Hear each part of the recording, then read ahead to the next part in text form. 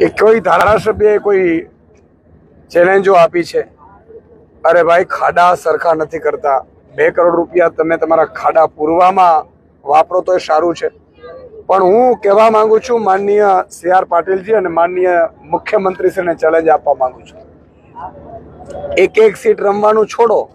તમારામાં તાકાત હોય તો 100 તમારા 61 છે ને 61 રાજીનામું આપે ને 161 અમારા સૈનિકો ઉભા રહેશે અને તમને આ વખતે હરાવી દેવાનું જનતાએ નક્કી કર્યું છે.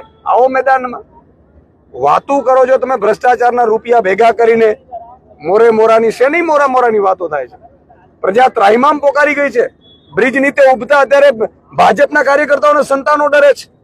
મને ગઈકાલે હિંમતનગરમાં એક ભાજપનો નેતા મળવા આવ્યો, રડતો તો બિચારો. મેં કીધું શું થયું? મને કે સુદાનભાઈ, અમારી ભૂલ થઈ ગઈ, અમને કમળના ફૂલને અમે મદદ કરી છે. આજે મને ચિંતા છે, મારી દીકરી ભણવા જાય છે ક્યાંક બ્રિજ નીચે, અમારા જ બનાવેલા બ્રિજ નીચે ઉભ્યો છે. મને ચિંતા થાય છે ક્યારે એ ભોગ બની જશે અમારા ભ્રષ્ટાચારનો. એટલે હવે તમે બધા લડો, અમે તમારી સાથે છીએ.